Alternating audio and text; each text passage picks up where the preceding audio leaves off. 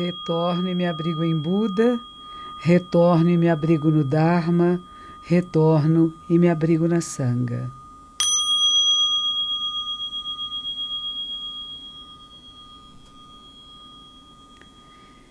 Este é o refúgio, o abrigo nas três joias, Buda, Dharma e Sangha, o ser iluminado, aquele e aquela que acorda, que desperta, o Dharma, que é a lei verdadeira, e a Sangha, que é a comunidade em harmonia. São três aspectos de uma única realidade, que nós precisamos, nós seres humanos, nos reunimos com valores éticos, seguimos os ensinamentos que é o Dharma, que são manifestos por um Buda, por um ser iluminado. E assim cada um de nós deve procurar acessar a sua mente Buda. Eu quero agradecer a todos vocês que estiveram no nosso Momento Zen com Plateia, que foi quinta-feira passada, dia 15, lá no bairro da Liberdade, num espaço muito bonito que eu não conhecia, chamado Haká, que o Nilo tinha achado, organizado, né? Agora, um pouquinho antes, o Tomás, que é o nosso técnico aqui, que faz o nosso som chegar até você, estava dizendo, nossa, que bairro bom. Eu fui ali na esquina tomar um refrigerante e eu vi muitas escolas, muitos estudantes, um bairro movimentado, porque teve algumas pessoas que falaram, liberdade, à noite. E ao contrário, lá tem as faculdades, né? Então, cheio de jovens na rua conversando, é um lugar muito bonito, praticantes de Kenjutsu, de várias artes marciais, sabe? É muito interessante. Então, foi muito bom. A Rádio Mundial que nos deu apoio, a Editora Planeta, com o selo da academia, até o pessoal da Amazonas também estava lá, e a Mova, que também fez toda a filmagem, que pôs ao vivo no Face. Só a gratidão a cada uma de vocês que esteve lá, ao Tomás, à Rádio Mundial e, sem dúvida alguma, Otávio Leal, e principalmente aqui o Nilo André Cruz, que teve esse trabalho todo de transcrever, de pedir que fizessem a transcrição das minhas palestras e tornar isso um livro que se chama Zen para Distraídos. E o importante desse livro é que ele vai mostrar que o Zen não é só para monges, não é para pessoas especiais, é para cada um e todos nós. E que isso nos faz um bem muito grande.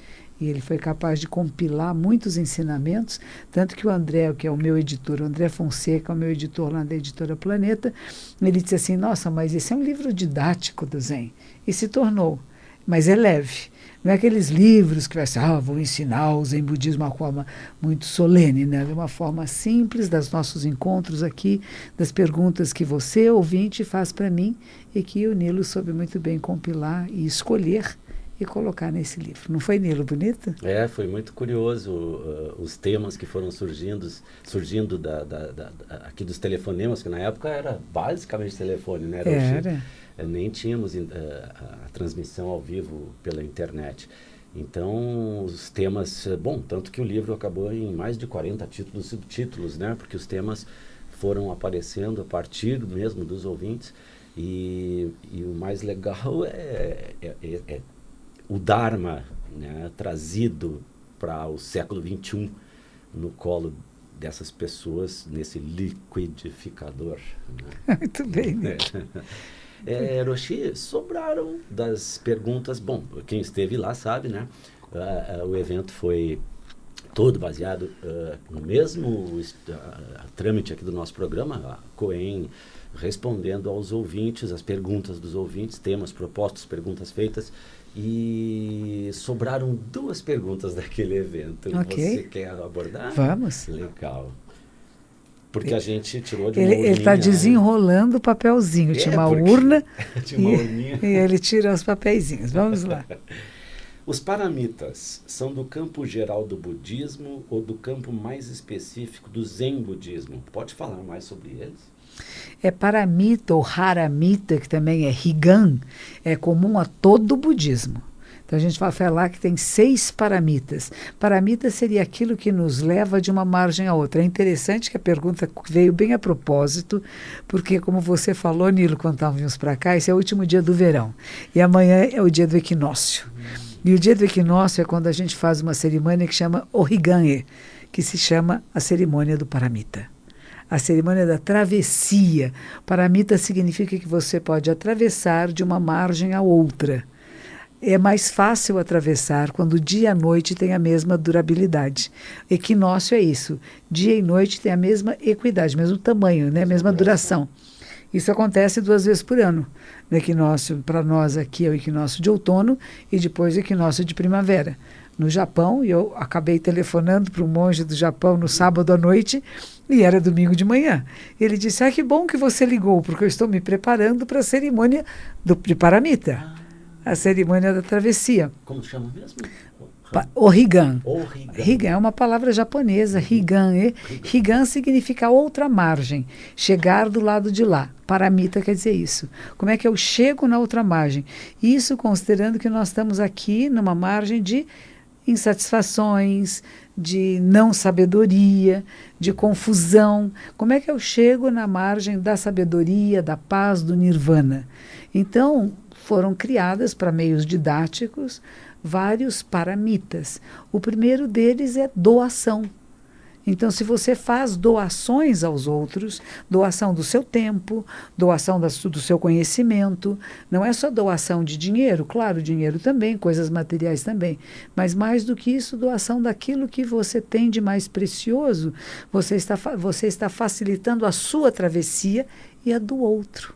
Então, a gente fala que tem 6 paramitas, que são 6 métodos de prática que nos facilitam a travessia. E a gente diz que a gente tem que atravessar o mar ou o rio tumultuoso, né, confuso, do nascimento, velhice, doença e morte. E que seria muito bom que para a gente fazer essa travessia tivesse um navio seguro, né, que a travessia fosse tranquila. Deles falam até o seguinte, fala que tem um lugar que chama Sansu, é um rio que chama assim de 3 níveis. Então, nesse rio de 3 níveis, diz que aqueles que fazem coisas muito perversas e que são muito malvadinhos, quando eles vão fazer essa travessia, eles vão pelo fundo do rio. E assim, o fundo do rio tem cobras venenosas, é um lugar cheio de ervas, bem difícil de atravessar.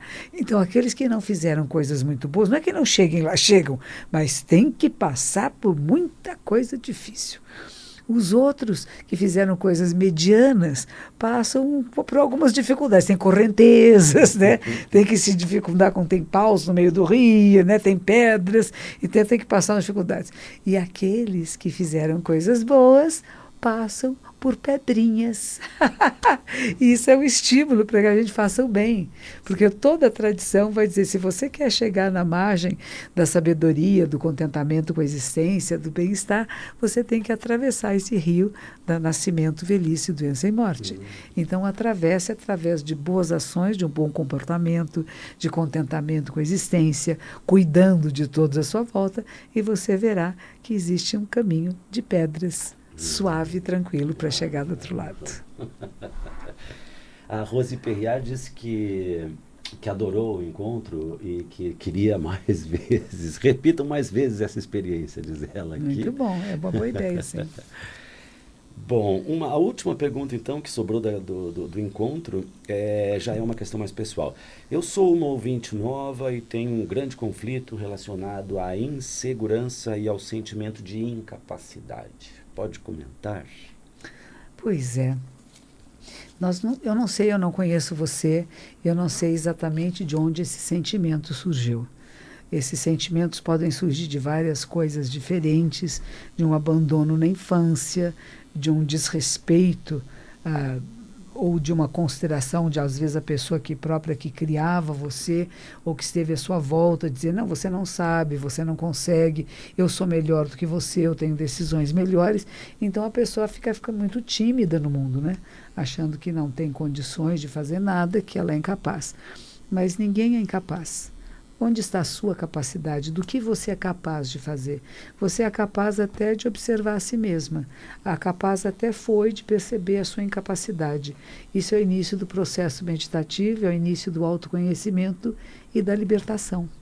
Então, você tem que conhecer-se em profundidade para ver onde estão as suas capacitações e como que você as desenvolve.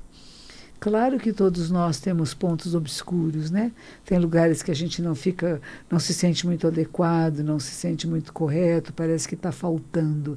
Mas o que está faltando, a gente pode completar, a gente pode procurar mais conhecimento, procurar mais sabedoria e você sentir-se mais plena. Então, o que teria causado isto, eu não sei. Isto só você pode nos dizer e você pode saber. Mas você também pode encontrar um estado de completude, que eu chamo. De estar absolutamente presente onde você está e fazendo o seu melhor, sendo excelente. É interessante que ontem eu fui para Brasília. Brasília está tendo agora o Fórum Mundial das Águas. É um fórum internacional, vem pessoas de todas as partes do mundo.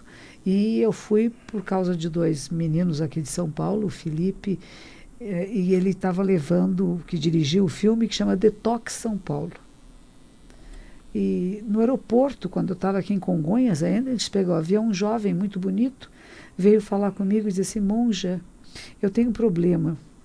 Eu faço concursos públicos, eu estudo muito, eu sou muito estudioso, mas depois tem um exame oral. E quando tem essa entrevista, eles sempre me fazem me sentir tão ninguém. Eu saio da entrevista com uma sensação de que eu sou insuficiente, que eu não sirvo, que eu não vou ser aceito, e eu fico tão triste. Eu falei, sabe, às vezes a pessoa que faz o teste, o professor que está testando, não considera muito o aluno.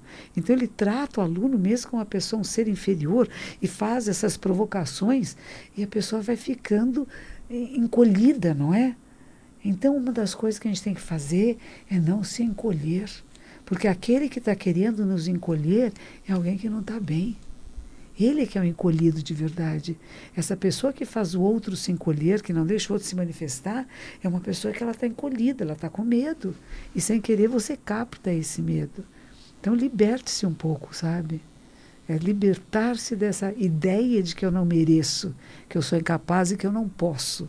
Comece fazendo. Mesmo as tarefas difíceis e as simples.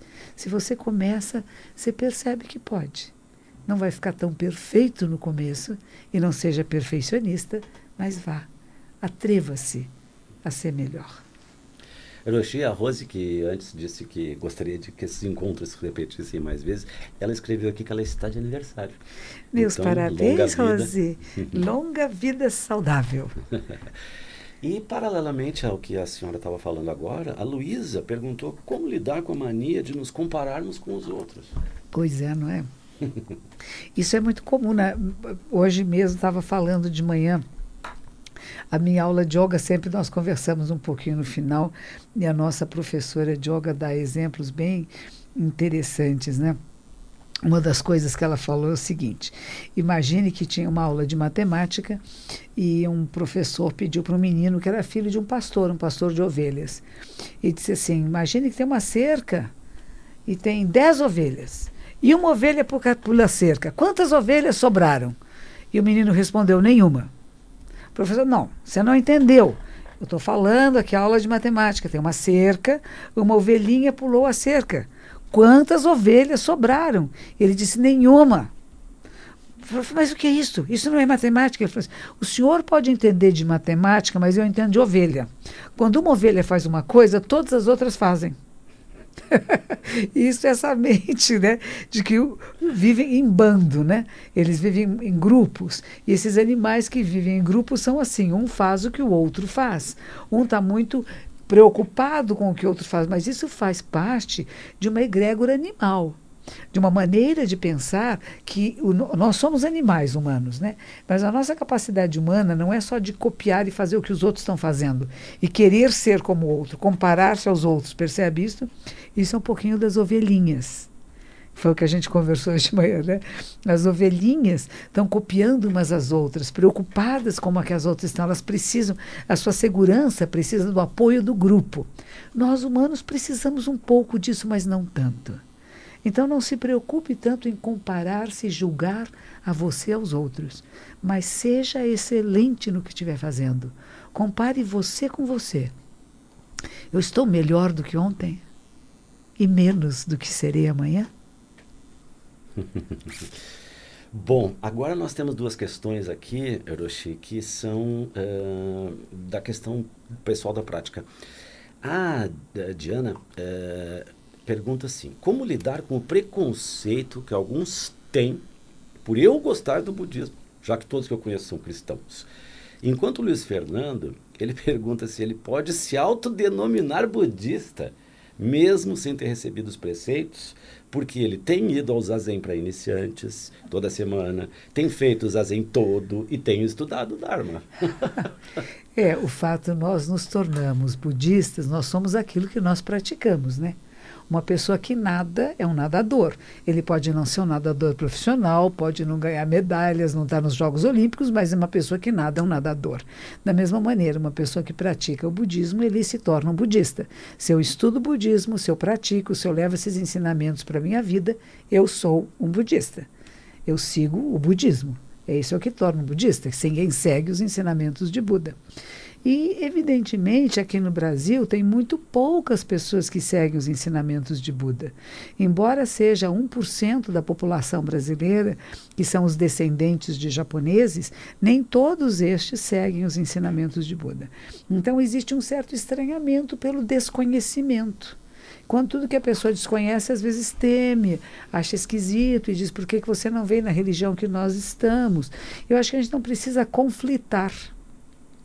Até estava comentando que me convidaram, um padre hoje telefonou para a comunidade que amanhã vão fazer um ato interreligioso no MASP, às 5 horas da tarde, a respeito da vereadora que foi muito discriminada e que foi assassinada, a vereadora do Rio de Janeiro. E é um ato de todas as religiões. E eles, os próprios cristãos, o padre católico, telefona para o templo budista pedindo a parceria. Então, nós temos um encontro interreligioso de pessoas que já estão muito dentro da sua própria tradição e que não temem, olha que importante, e que não temem as outras tradições espirituais. E que, por isso, podem acolher diferenças de pensamento. Estive na Unicamp, Universidade de Campinas, no sábado, me pediram para ir lá, o Departamento de Educação Física, a Faculdade de Educação Física, abriu o primeiro grupo de yoga. E quem me recebeu foi um professor de filosofia dizendo: acho importante que nós possamos trazer para o Brasil filosofias que não sejam greco-romanas, filosofias e pensamentos do Oriente. Vocês sabiam que em todas as universidades do mundo, dos Estados Unidos, da Austrália, do Canadá, da Europa, dos grandes países europeus, todos eles têm departamento de estudos orientais e filosofias orientais. O Brasil não tem.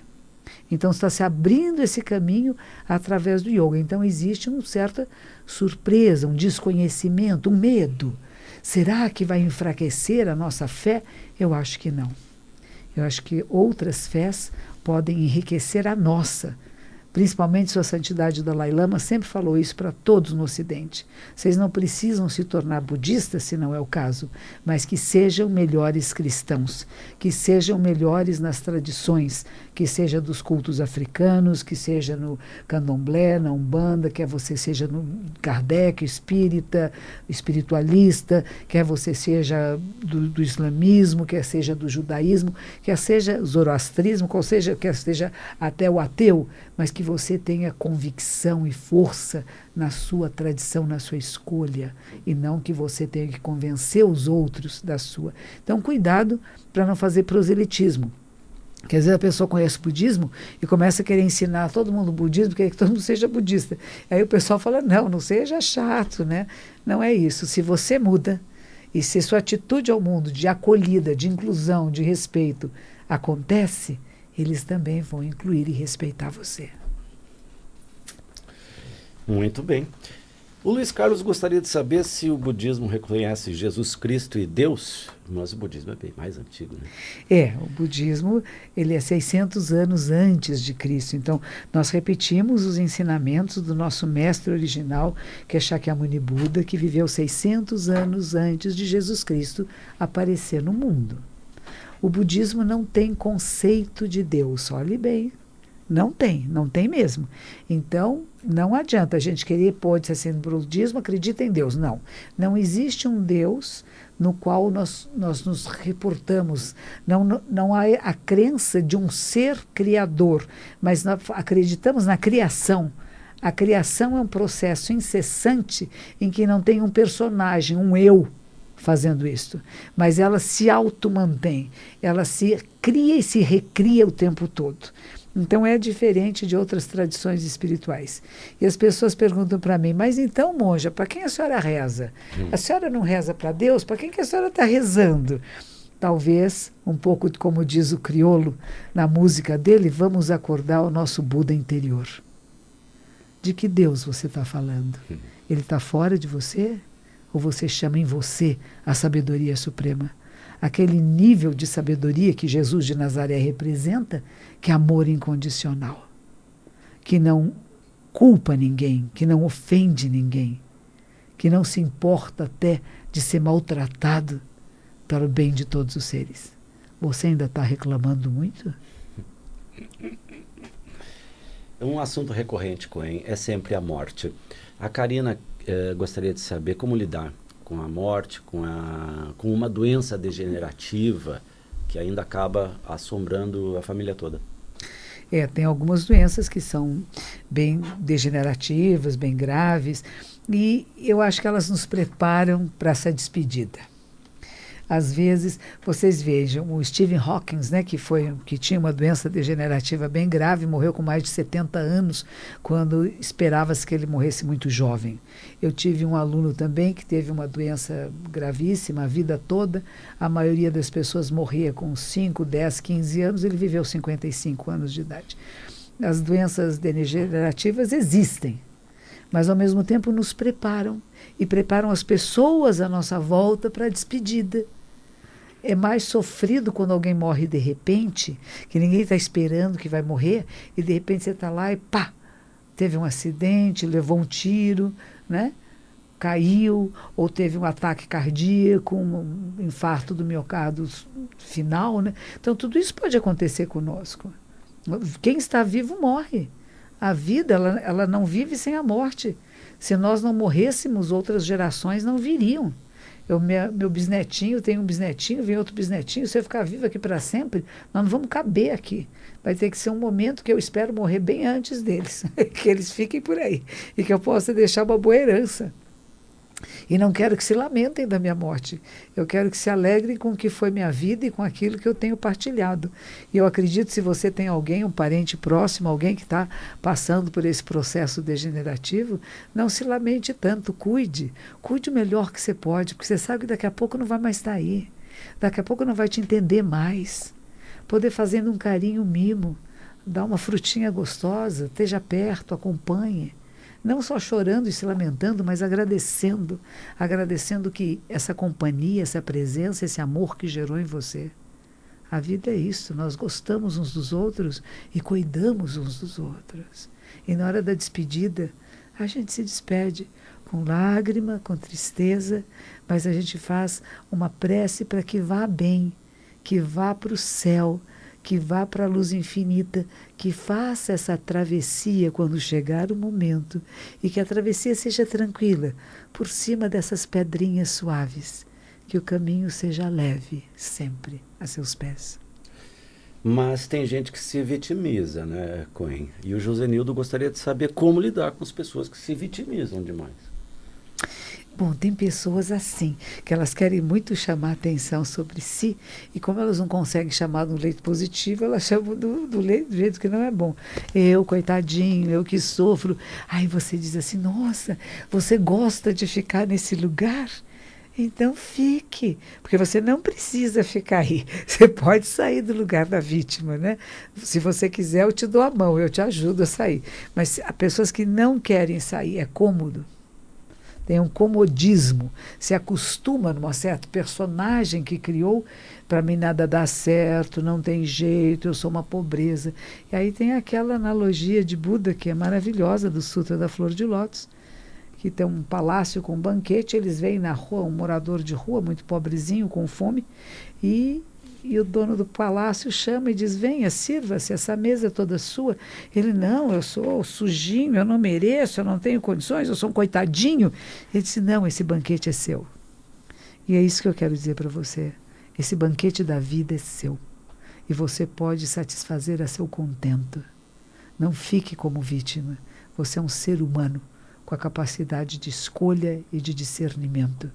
E a vida se transforma se você transformar a si mesmo.